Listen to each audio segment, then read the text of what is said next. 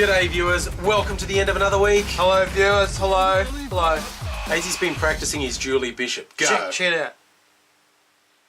Yeah, okay. If that looked vaguely creepy and unsettling, he's not doing it right. If you're not aware of our current Foreign Minister, Julie Bishop, she has the notorious laser stare. I don't know how someone... She knows you when you're playing. She knows when you're asleep. I don't know how someone without a severe amphetamine abuse problem can look like that. But she does. And that's like...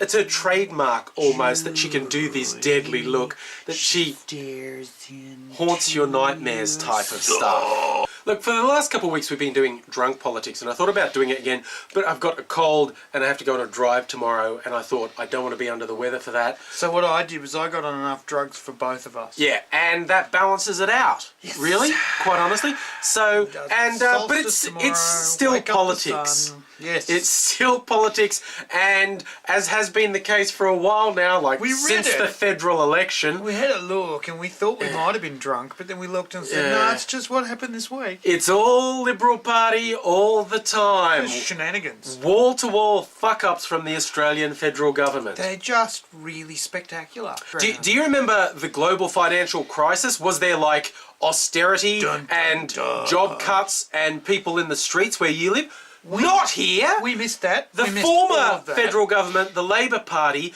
they did the audacious thing of spending money to keep the economy going. This surplus that was put together nastily, scrimped and saved for, right? And they said, we've got all this shitload of surplus. We're going to burn that surplus in order to keep Australia from going down the gurgler. And they were not even ashamed or afraid of it. They burned $108 million. No, billion bucks in 4 years. But what that went to was employing people with construction and what. Anyway, so in fact, the global financial crisis basically didn't touch most Australians. It missed us. And most people don't realise how lucky they were. But what's happened just in the last, like, they've only been in power 6 months. Global financial crisis is basically over. The aftermath, people picking up, the world's picking up, but not our government. Their policies are so bad. Their first budget has freaked people out so much. No one's spending anything, and the economy is cratering. All the retailers are freaking right the fuck out. It's a good time for bargains because they're marking everything down because no one's buying it. It's like no one's buying. Everyone's looked at what's happening in the economic wind and gone, oh, I'm not spending any money. And hang on. And look at what we've discovered. What the government has explicitly said is, if you're poor or vulnerable, we're going to fuck you, and we're going to keep fucking you, and there's no reach around in this. There's no call you the next morning. We're going to fuck you in the mouth at the same time. And no one's spending. And so these guys, when nothing has actually happened, no global financial crisis, no droughts, nothing, they've just managed to fuck the economy anyway. Godzilla is still in the ocean, paddling about, playing with Japanese. And it was really heightened in this past week when the Treasurer, Joe Hockey, went, oh, I'm not happy that everyone says this is not fair. I'm going to go out and sell it. And geez, that went down like a lead fucking balloon. Everyone said, you've done nothing but. And it sucked then, and it sucks now, and it sucks more now that there's no fucking money that you're going to take off us anyway. I think the problem is they're believing their own lies. They were elected on a raft of lies, which is hardly unusual for politicians. There's a compliant media, a gullible public, and a bizarrely ineffectual Labor government who seemed incapable. Labour opposition. Well, they were in government. Yes, they were incapable of selling the idea that they done good. Yeah, it was weird. They didn't actually put a foot wrong, but every time they turned around, it was like stepping in a mine. It was weird. And so the Liberal Party sold everyone on lies, got to power. Now they appear to have believed their own lies, because when Hockey's going, I'm going to tell people it's not unfair, it's great, and no one went for it, and he's going, oh, why didn't people believe me when I said it's not unfair? As well, your PR doesn't count when the underlying product is a big steaming turd. Yeah, it's just fucking... When you've got an irony bypass as well. Oh, you can get your big turbo buffer out and try and polish it, and it's still a big stinky pile of shit that you've done on the face of the Australian public. And they know! And he's going like, why can't I sell it? Because it's shit, mate. Because it's crap. And the number of setbacks the federal government had this week was friggin' hilarious. Incalculable. There was a court case where they were just going to force a nuclear waste dump. High court case. Yeah, the Supreme Court of Australia had an appeal where the government was just trying to force a nuclear waste dump on Aboriginal land, and the local people and they've got it in. And the Northern Land Council have gone to this court case and said, we've divided the family. Yeah. We don't like doing that. We will withdraw our bid. So the whole fucking nuclear dump it's ashes. It was a real David Goliath, and yeah, David won. Just totally unexpected. She rocked up there in a bad Aussie dress and thongs and said, my mother's land is good land and I didn't want a dump on it. And that was like, righto, you don't have to have a dump, darling. And that was actually only the start of the courts shitting on the government's face. It's this like they've week. got them to pick up papers after bad French or something. Yeah. See, one of the aspects of the federal budget that we complained about before is something they spent money on. Most of what we're complaining is what they cut money from. But they allocated $250 million to this school chaplains program. In Just Australia, fucking horse. Yeah, we're a secular fucking country. Secular country. Okay? The school system is... It's written in the constitution of the country and the constitution of the school system that it's a secular experience. You can be any religion you want. You can not have any religion you want, and there is no religion in schools except for what you participate in. Okay? And so they've said, oh, kiddies need pastoral care. And Abbott, who's the most Catholic person in the world, like the Pope thinks he should throttle it down a bit. Tone it down. He's pushed this thing, we're going to put chaplains in the school. And it's not like just advice. He said, oh, kids need pastoral care. And honestly, yeah, kids need support in school. But they've actively cut out like people who are qualified mental health care professionals. They're gone.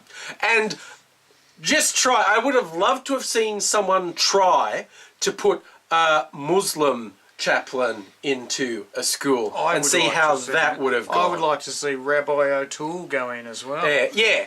And so... And what about Wiccan Princess Helena? Exactly. None of those get a look in. It was this arbitrary thing, and one parent took them to court and won, and so the government just tweaked a few things and said, there, now we're doing something different. So he's challenged that as well, gone all the way to the highest court, and they've knocked it down. They've said, this is unconstitutional. And not only that, my favourite bit of the judgment is saying, your plan, your chaplaincy pastoral care is fucking useless. What you are by law meant to do is fund stuff that actively and directly helps students. And this is just this bullshit, airy-fairy, pastoral care. No, that's horse shit. That won't work. You can't do it. And they can't push the things that they want, because if they push Christianity by stealth, then the High Court will come in and shut it all down. And the weirdest, well, not weirdest, I guess it should be expected, but it shows what a fuckhead he is. Abbott, the Prime Minister, after being told by the fucking highest court in the country, you fucked up, he's gone, oh, we still want to do it. We still want to do it. But a majority of parents have made it clear they don't want what you're pushing. A majority of schools don't want it. The High Court has said it's unconstitutional. On what fucking planet do you still get to go, oh yeah, I want to do it? Abbott is just in this, but I'm Prime Minister. I can do whatever I want. Fucking bubble, and he thinks he's going to get around the High Court, and the High Court doesn't be got around. The government could take their lumps and say, all right, let's do something that works. Or they could be complete fuckwits and say, we're not listening to what anyone says. Guess which one they're going with. And hey, I've got two dicks. I'm just wondering, we could almost have a theme song for this government, like, who else is a cunt in the government? Well, there's one George Brandis. These are all names I've said before, right? The Attorney General. He has mouthed off this week, and he's talked about how when people were having a conversation about the Middle East and someone talked about the occupied territory in Jerusalem, he's saying we shouldn't call it that, okay? No. Occupied has negative connotations. Pejorative connotations. And not useful, not helpful. Well, To his credit, George Brandis was half right, okay? And that's half more than he usually is. Yes. He's right that when people say occupied territories, that's kind of negative because it's saying, oh yeah, that time when the Israeli army occupied the territory and continue to occupy it. And then he said, to this day, that's not useful or helpful. Well, a lot of people think it's a useful and helpful and accurate description. You know, there's always a bit of conversation to be had, but Brandis has apparently just gone arbitrarily. No one cares about the brown people, do they? And we all need to suck up to Israel. Let's do this. And what could possibly go wrong to a country that exports millions of dollars of livestock to Muslim countries? 50-odd ambassadors might front up to the foreign minister and say, the fuck is going on here? What is this? I thought you were a member of the UN. The UN has specific ways that it describes situation. The situation as it's described by the UN at the moment is the occupied territories. Do you maybe want to pull your minister in the line and tell him to speak the same language as the treaties are written in? Yeah, and the really weird bit about this for me with Brandis, just saying something stupid off the top of his head's not that surprising. Not weird. But he's Mr. Free Speech. See, one of their champions, a right-wing columnist called Andrew Bolt, talked about this before. He got found guilty of racial vilification, and he's going, "Oh, free speech." No. The reason he got found guilty is he was lying. The court found he deliberately and knowingly lied. Something that all the Bolt supporters always gloss over. It's not that he said a thing that political correctness says you're not allowed to say. No, he lied. So he didn't get any protection under law. So he was found guilty. And the Libs explicitly said they were going to change that, and Brandis has gone, yeah, here's the changes, the bit where we get to say fuck you to anyone who's not white. And he has been actually surprised to learn some people don't like that. In fact, a majority of the country doesn't like the idea of just being able to go up and say, hey darky, you smell funny. Yeah, so he said free speech, but apparently don't say anything that might mildly upset Israel. And also, what's come out this week, when they got a huge backlash for these planned changes, they said, we'll do some public consultation. We'll throw it open for people to give some feedback. They got over 5,000 submissions. And when he was asked this week, your big free speech push that everyone responded to, will you tell us what the result is? And he's gone, no. He's gone, no. People did that under the idea that it was going to be anonymous. Except his own website says that people could allow it to be published. And when his office was said, real is the opposite of what your dude said, they just went, no comment. Nothing. No, and he won't even say the percentages. There's a spider on the wall. I'm going to give you a hypothetical, Aussie. Okay.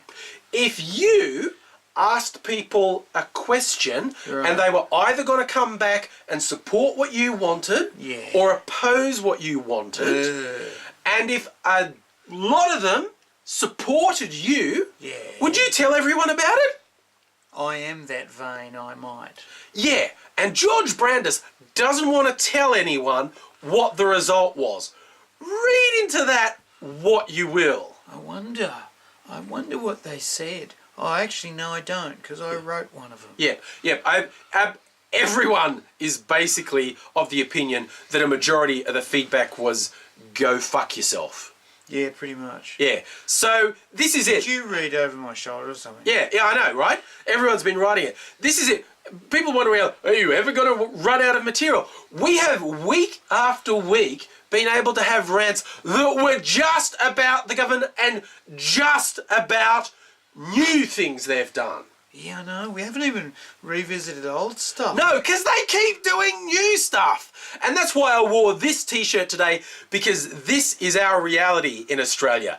Totally fucked up is the new normal.